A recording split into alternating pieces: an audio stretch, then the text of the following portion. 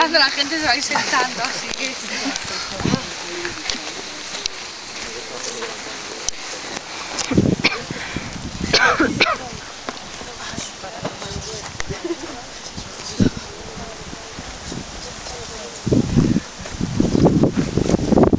Ha llegado la hora de hablar de la política antisemita nazi, ¿vale?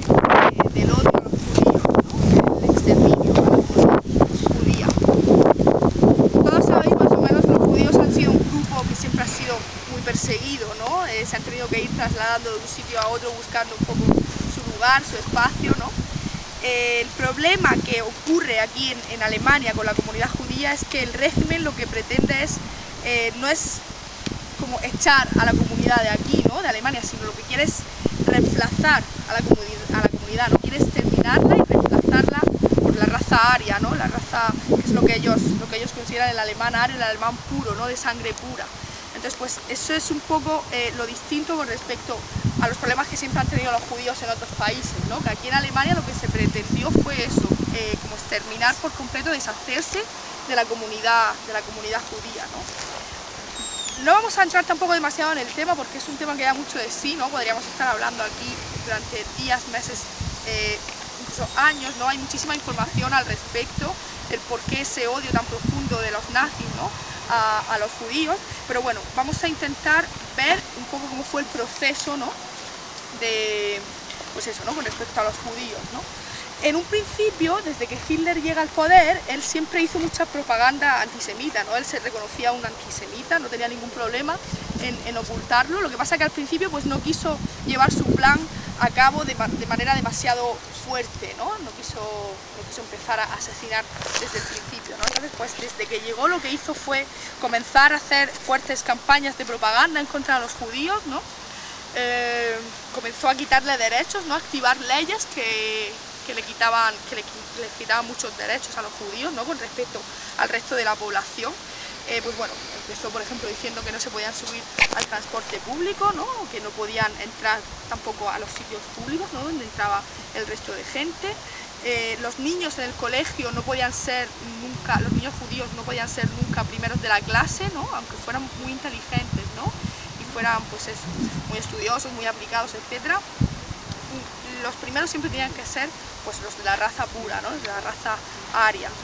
Ya en el año 35 comienzan a aplicar cuestiones raciales, ¿no? a la cuestión judía, ¿no?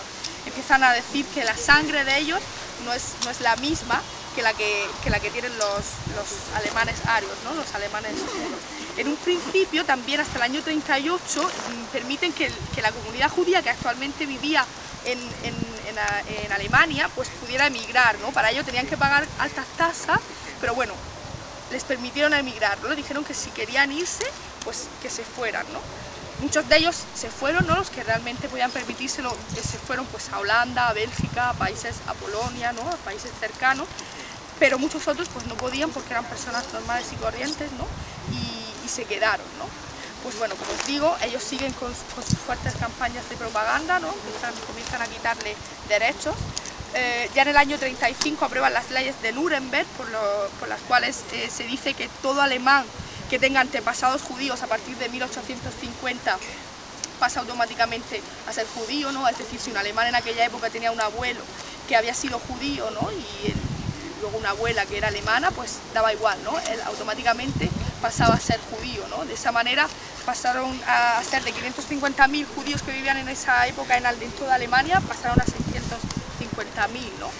Y bueno, pues como os digo, al principio fuertes campañas de propaganda, ¿no? Y de que si se querían ir, pues daban un poco de vía libre para que se fueran, ¿no? Comenzaron a decir también que los judíos se querían apoderar con toda la economía de Alemania, ¿no? Que querían quedarse con el dinero de los alemanes, que se había perdido la Primera Guerra Mundial también por culpa de ellos. Bueno, comenzaron a hacer, como os digo, fuertes campañas de propaganda.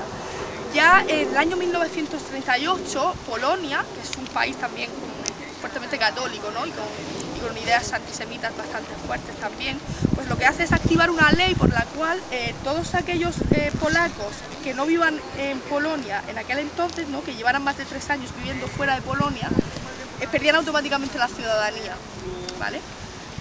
Alemania, al ver esta ley que aprueba Polonia, ¿no?, reacciona de manera que deporta a 17.000 judíos que vivían en Alemania, judíos polacos que vivían en Alemania en aquella época, ¿vale? Entonces, pues, los deporta y esas personas, pues, obviamente se tienen que ir, ¿no? Entonces, deciden volver a Polonia, la mayoría de ellas, y cuando llegan a la frontera se dan cuenta de que no pueden pasar, ¿no? Está toda la frontera cercada y no pueden pasar. Se quedan acampando en grandes parajes, ¿no? Y se quedan allí, pues, esperando a que les digan algo, si pueden entrar a Polonia, si pueden volver a Alemania, no saben lo que hacer, ¿no? Están allí con todas sus cosas a cuestas. Y bueno, entre todas estas personas hay un matrimonio que tiene un hijo que está estudiando en Francia, ¿vale? Y entonces deciden mandarle una carta para contarle qué es lo que está pasando, ¿no? Bueno, nos han expulsado de Alemania, queremos volver a Polonia, pero no nos dejan entrar tampoco, hemos perdido la ciudadanía por estar viviendo fuera más de 3 años. Entonces, pues, lo que hace este hijo, ¿no?, que está estudiando en Francia, en París, se va a la embajada de París y decide asesinar de un tiro a uno de los funcionarios que vive en la embajada de allí, bueno, que trabaja allí en la embajada de París, ¿no?, de Alemania en París. Esto al día siguiente, obviamente, es recogido por el periódico del régimen nazi como toda una noticia, ¿no?, una gran noticia bueno, esto lo aprovechan ellos para hacer más campaña todavía en contra de los judíos, ¿no? ¿Eso en qué desemboca todo esto que pasó? Desemboca en la Kristallnacht, la noche de los cristales rotos, ¿no? Esa misma noche salen a la calle cientos de guardias de las SS disfrazados de civiles y comienzan a profanar cementerios judíos, a quemar escaparates, a romper escaparates también, de ahí también el nombre de la noche, de esa noche, la noche de los cristales rotos. Y bueno, pues se dedican a hacer, pues eso, barbaridades en contra de los judíos, ¿no? Al día siguiente se detienen a 14.000 judíos, al día siguiente, bueno, los de esa noche se lo habían detenido, ¿no? Y al día siguiente todos esos judíos empiezan a ser deportados a distintos campos de concentración. 6.000 de esos judíos son trasladados hasta aquí, hasta Sachsenhausen, y por eso se tiene que abrir toda esta zona, ¿vale? Toda esta zona de campo pequeño, de campo judío también se le llamó. Como os digo, como os he dicho antes, esta fue la zona que fue ampliada, ¿vale?, en el año 1938. Aquí se construyeron, pues, 18 barracones, ¿vale?, donde en un principio solo estaban ellos, estaban los 6.000 judíos, pero luego posteriormente también se trasladó hasta esta zona, pues, prisioneros de otros grupos sociales, ¿no?, como gitanos, testigos de Jehová, etcétera, ¿vale? Ya en el año 42 el régimen empieza a decidir que tiene que poner algo de orden en todo este caos, ¿no?, porque todos los campos de concentración están sobrepoblados, hay muchísima gente, ¿no?, ya no dan más de sí, no pueden seguir metiendo a personas, ¿no? Entonces, pues, deciden reunirse los altos cargos del régimen nazi en Wannsee. Wannsee es una población que está situada un poco al sur de Berlín, ¿vale?, como a unos 50 kilómetros más o menos. Pues bueno, ahí se reúnen los altos cargos y es cuando firman lo que es llamada la conferencia de Wannsee, ¿vale?, que es la solución final a la cuestión judía, ¿no? Desde este mismo momento, desde el año 1942, después de esta conferencia de Wannsee, es cuando empiezan a construirse los campos de exterminio, ¿vale?, que siempre los campos de exterminio están todos construidos fuera de las fronteras de Alemania, nunca en territorio alemán, ¿vale? Principalmente fueron construidos en países que habían sido conquistados por Alemania, sobre todo en Polonia, ¿vale? El más conocido es Auschwitz, como todos conocéis. Pero bueno, pues como os digo, en distintas partes de Polonia se construyeron varios campos de exterminio, ¿no?, y en otros países también.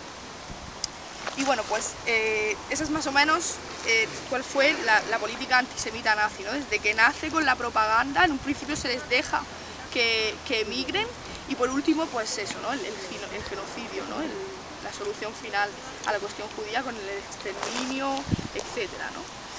Y bueno, pues después de explicar más o menos esto, la política antisemita, os comento un poco de cómo era la vida dentro del barracón, ¿vale? Como os digo, aquí se construyeron 18 barracones, ¿no?, para albergar a estas 6.000 personas que llegaron aquí.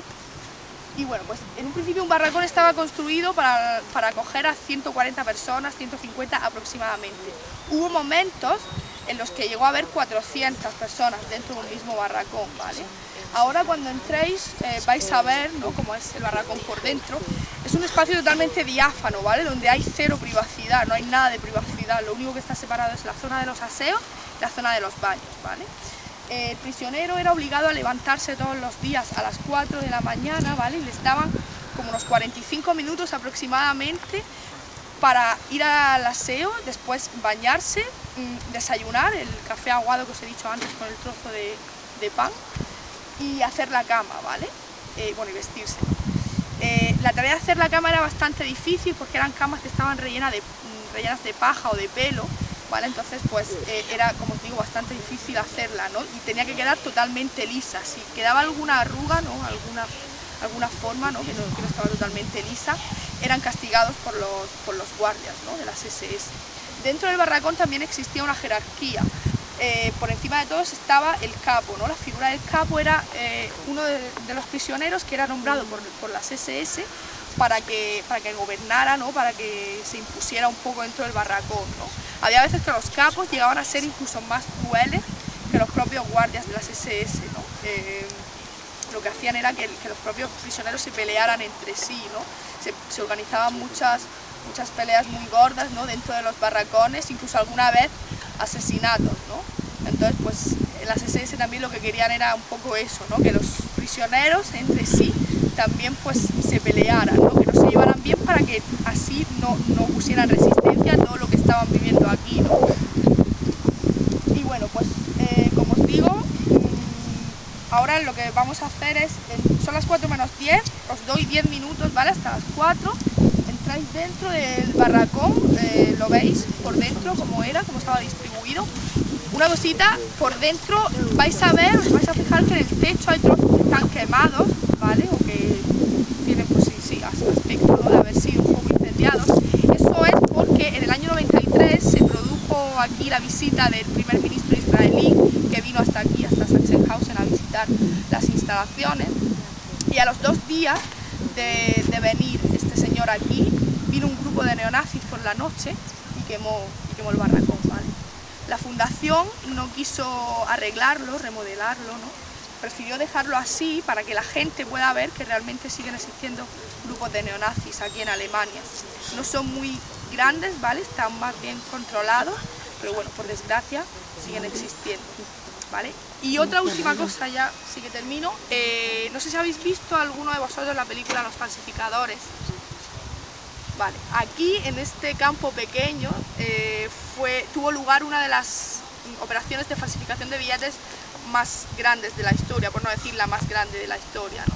Alemania quería, en el avance de la Segunda Guerra Mundial, Alemania quería conquistar el Reino Unido, ¿vale?, Inglaterra, y lo que hizo fue coger a 150 presos judíos, ¿no?, que eran expertos en temas de imprenta, de dibujo, etcétera, ¿no?, y los aisló en 2 barracones, aquí dentro de este campo pequeño los aisló en 2 barracones allí, y los obligó a falsificar 300 millones de libras esterlinas, ¿vale?, con el objetivo pues ese, ¿no?, de falsificar billetes para poder hundir la economía inglesa y así poder entrar a conquistar el país, ¿vale? Pues bueno, como curiosidad eso, ¿no?, que si no habéis visto la película sería bueno que la vierais porque está bastante bien y bueno, pues también fue rodada aquí, ¿no?, veis algunas escenas de toda esta zona, ¿vale? Todos los monolitos que veis representan donde había un barracón y las piedras que veis encima, eso hace referencia a un rito judío que significa eternidad, ¿vale?, invoca eternidad. Los católicos ponen flores a sus fallecidos, ¿no?, en las tumbas, pues los judíos lo que hacen es poner piedras, ¿no?, porque la piedra pues permanece, la flor se marchita, ¿no?, pero la piedra permanece, es eterna, ¿no? Y bueno, pues eso para que lo sepáis porque lo vais a ver durante todo el campo. Ahora sí, ya, entrad dentro y en 10 minutos aquí estoy. Esos bichitos tienen piedra encima.